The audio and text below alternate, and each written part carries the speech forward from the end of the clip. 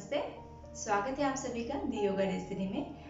आज का session specially उन लोगों के लिए है जो योग का अभ्यास शुरू करना चाहते हैं लेकिन सारे डिफिकल्ट पोज को देख देख कर डर जाते हैं कि ये तो हमसे नहीं होगा। तो ऐसे कौन से सरल से योगासन हैं जिसको आप हर रोज कर सकते हैं, यानी कि हर कोई इंसान कर सके इतने सरल आसन। और ये आसनों के साथ साथ आपको सिर्फ दो बातों का ध्यान रखना है कि जब भी आप योगासन का अभ्यास शुरू करें तो आपका पेट पूरी तरह से खाली हो, यानी कि खाना खाने के बाद आपको कम से कम 2.5 से 3 घंटे हो, और अगर आपने कुछ लिक्विड लिया है तो कम से कम आधा घंटा होना चाहिए। बाकी आप कभी भी इन आसनों का अभ्यास कर सकते हैं। तो आइए शुरू करते हैं आसन।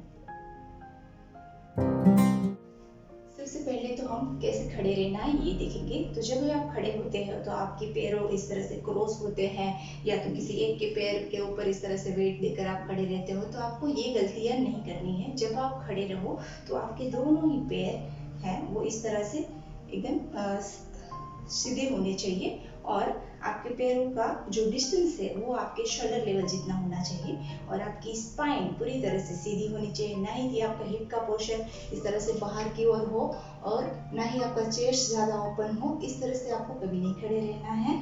तो हमेशा ध्यान रखिए कि खड़े रहते वक्त आपके दोनों ही पैर एकदम सीधे हो, और आपका जो स्पाइन है वो भी पूरा सीधा हो। अभी पहला आसन हम कर रहे हैं ताड़ासन। ताड़ासन करने के लिए हमें अपने दोनों पैरों के बीच शोल्डर लेवल जितना डिस्टेंस रखना है। यहाँ से ब्रीथ को इन करते हुए दोनों हाथों को ऊपर उठाना है। ऐसे ब्रीथ को इन कीजिए और महसूस कीजिए कि आपको पूरी तरह से बॉडी आपका ऊपर से किसी ने खींच के रखा है। इस आसन को ऐसे करेंगे, और उसके बाद अगर आपको कंफर्टेबल लगता है तो आपको अपने हील को भी ऊपर उठाते जाना है। नजर को किसी एक पॉइंट के ऊपर होल्ड करना है। कम से कम 10 सेकंड तक इसको होल्ड कीजिए, और फिर ब्रीथ आउट करते हुए धीरे से नीचे। तो ये था हमारा फर्स्ट आसन। नेक्स्ट आसन है अनुवृत्तासन। अनुवृत्तासन करने के लिए आपको इस तरह से अपने कमर के ऊपर दोनों हाथों की हथेलियों के ये जो पोर्शन है इससे आपको यहाँ पर प्रेस करना है। फिर ब्रीथ को इन करेंगे, हिप के पोर्शन को आगे की ओर पुश करेंगे और चेस्ट को ओपन करेंगे। इनहेल कीजिए और ब्रीथ आउट करते हुए थोड़ा सा पीछे जाए। फिर से एक बार इनहेल करें और ब्रीथ को आउट करते हुए कंप्लीट शोल्डर को ओपन करें, चेस्ट को ओपन करें और हेड को पीछे की साइड ड्रॉप कर दें। कम से कम 10 सेकंड तक होल्ड कीजिए। उसके बाद ब्रीथ इन करते हुए ऊपर आए। इस आसन में आप नॉर्मल ब्रीथिंग करते हुए भी होल्ड कर सकते हैं, या तो फिर आप ब्रीथ को होल्ड करके भी इस आसन को कर सकते हैं। अभी नेक्स्ट आसन जो है वो है उत्तान आसन। उत्तान आसन करने के लिए जितना हो सकता है दोनों पैरों को नजदीक ले आए। ब्रीथ को इन करते हुए हाथों को ऊपर करेंगे, और ब्रीथ को आउट करते हुए स्पाइन से नीचे झुकेंगे। लोअर बैक से नीचे सीधे इस तरह से स्पाइन को सीधा रखते हुए नीचे आएंगे। आप अगर पूरा नीचे नहीं जा सकते हैं तो आप यहाँ पर भी होल्ड कर सकते हैं, और अपनी नजर जो है वो जमीन के ऊपर रहेगी। और अगर आप कर सकते हैं तो धीरे धीरे से ब्रीथ को आउट करते हुए अपने दोनों फिंगर्स को लगा ले। अगर आप फिंगर्स भी लगा लेते हैं तो अपनी पूरी हथेलियों को इस तरह से जमीन के ऊपर रख दें, और चाहे तो आप अपने हेड को भी अपने नी के ऊपर रख सकते हैं। इस तरह से कंप्लीट ब्रीथ आउट करके स्टमक को इनसाइड प्रेस करके रखें। कम से कम 10 सेकंड तक यहाँ पर होल्ड कीजिए और 3 टाइम रिपीट कीजिए। ब्रीथ इन करते हुए ऊपर उठेंगे, जैसे ऊपर आएंगे, और एक्सहेल करते हुए रिलैक्स। नेक्स्ट आसन जो है वो है त्रिकोणासन। त्रिकोणासन करने के लिए आपके दोनों पैरों के बीच में आपको कम से कम 2 से 2.5 फीट का डिस्टेंस रखना है। फिर जिस साइड आपको झुकना है वो पैर का पंजा पूरी तरह से सीधा होना चाहिए, और दूसरा पैर हम थोड़ा स्लाइड राइट साइड की ओर कर लेंगे। अभी दोनों शोल्डर को इस तरह से हाथों को शोल्डर लेवल पर ले आएंगे, और फिर यहाँ एक बार ब्रीथ इन करेंगे, इनहेल, और ब्रीथ को स्लोली स्लोली आउट करते हुए बिल्कुल एक तराजू की तरह हम अपने बॉडी को नीचे की ओर ले जाएंगे। आसनों का अभ्यास करते वक्त कभी भी जल्दबाजी नहीं करनी है, बहुत ही आराम से आसनों का अभ्यास करना है। आप जितना जा सकते हैं उतना आप अपनी कैपेसिटी के हिसाब से जाइए। अगर आप पूरा इतना नहीं जा पाते हैं तो आप यहाँ तक ही जाइए और हाथों की हथेली को इस तरह से करके आपकी जो नजर है उसको अपनी हथेली के ऊपर ले जाए। और अगर आप कर सकते हैं तो पूरा हाथ नीचे जमीन के ऊपर भी रख सकते हैं। ये है त्रिकोणासन। यहाँ पर 10 सेकंड तक होल्ड कीजिए। इनहेल करते हुए ऊपर आएंगे। ठीक उसी तरह से हमें दूसरी साइड भी करना है। इसके लिए हम अपने दोनों पैरों की पोजीशन बदल लेंगे। हाथों को शोल्डर लेवल तक ओपन रखेंगे। अभी ब्रीथ को इन करेंगे एक बार और एक्सहेल करते हुए धीरे से जितना हाथ मेरा नीचे वाला नीचे जाएगा उतना ही ऊपर वाला हाथ ऊपर की ओर आता जाएगा। इस तरह से आपको पोजीशन लेनी है और हाथ की हथेली अपने फेस की साइड करके अपनी नजर वहां पर भी रख सकते हैं या तो इस तरह से आप सीधे भी रख सकते हैं। और यहाँ पर आपको कम से कम 10 सेकंड तक होल्ड करना है और फिर ब्रीथ को इन करते हुए वापस। तो बहुत ही सिंपल आसन है ये भी। इसको आपको दोनों ही साइड 3 टाइम रिपीट करना है। अब बैठ के कुछ आसनों का अभ्यास करेंगे, जिसमें सबसे पहला आसन है बद्ध कोणासन। बद्ध कोणासन करने के लिए अपने दोनों पैरों के तलवों को जोड़ ले और हाथों के फिंगर को लॉक करके इस पोजीशन को अपने पैरों से भी लॉक कर ले।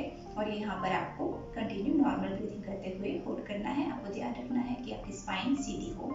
यहाँ पर आप चाहें तो इस तरह से अपने पैरों को अप एंड डाउन यानी कि बटरफ्लाई पोज भी कर सकते हैं। कुछ इस तरह से कम से कम 10 टाइम इसको कीजिए और इसे 3 टाइम आपको रिपीटेशन करते जाना है। ये था बटरफ्लाई पोज। अब हम करेंगे परिवृत्त सुखासन। परिवृत्त सुखासन करने के लिए अपने दोनों पैरों को इस तरह से फोल्ड करके नॉर्मल जैसे हम पलाठी लगाकर बैठते हैं इस तरह से बैठ जाना है। अभी यहाँ पर ब्रीथ को इन करते हुए आप अपने एक हाथ को ऊपर उठाएंगे, इनहेल, और फिर ब्रीथ को आउट करते हुए ये हाथ को अपने अपोजिट नी के ऊपर ले जाएं और ब्रीथ आउट करते हुए जितना हो सकता है अपनी बॉडी को ट्विस्ट करके पीछे की साइड देके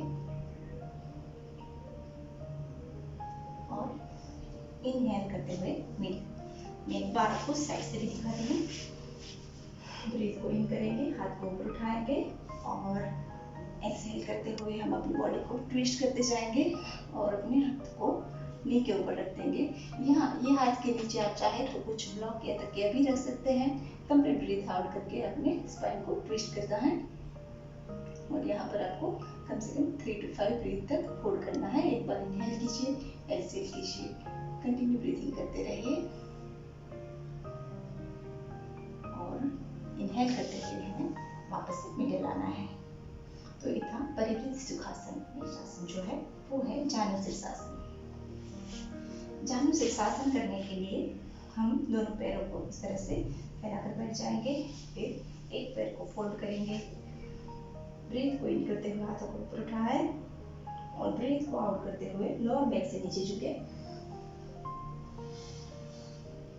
आप अपनी कैपेसिटी के हिसाब से नीचे जा सकते हैं। आपसे इतना ही होता है तो आप यहाँ पर ही होल्ड कीजिए और अगर आप कर पाते हैं तो पूरी तरीके से अपने हाथ को पैरों के तलवे पर लगा लें और सर को अपने नी के ऊपर रख लें। नॉर्मल ब्रीथिंग करते रहिए, ब्रीथ को इन करते हुए वापस ऊपर। ठीक उसी तरह से आपको दूसरी साइड भी करना है। जो पैर फोल्ड था उसको सीधा कर लेंगे और जो सीधा था उसको फोल्ड करके इनर थाइस के ऊपर लगाएंगे। ब्रीथ को इन करेंगे और एक्सहेल करते हुए लोअर बैक से नीचे झुकेंगे। अपने हेड को अपने नी के ऊपर ड्रॉप कर देंगे। कुछ सेकंड यहाँ पर रुके, फिर ब्रीथ को इन करते हुए ऊपर आएंगे, एक्सहेल करते हुए रिलैक्स। नेक्स्ट आसन है वो है कैट काउ पोज, जिसे करने के लिए आपको अपने घुटनों के बल पर बैठ जाना है। आप चाहे तो अपने पैरों को टोज पर भी रख सकते हैं और चाहे तो इस तरह से फोल्ड भी रख सकते हैं। रख सकते हैं। पूरे तलवों को जमीन के ऊपर लगा कर भी रख सकते हैं। बस ध्यान ये रहे कि आपके शोल्डर और ब्रेस्ट दोनों एक ही लाइन में हो। यहाँ पर ब्रेथ को इन करते हुए हेड को ऊपर करेंगे, लोअर बैक को नीचे की ओर प्रेस करेंगे और ब्रेथ को आउट करते हुए अपर बैक को आउटसाइड और लोअर बैक को नीचे की साइड प्रेस करेंगे। इनहेल और एक्सहेल, इनहेल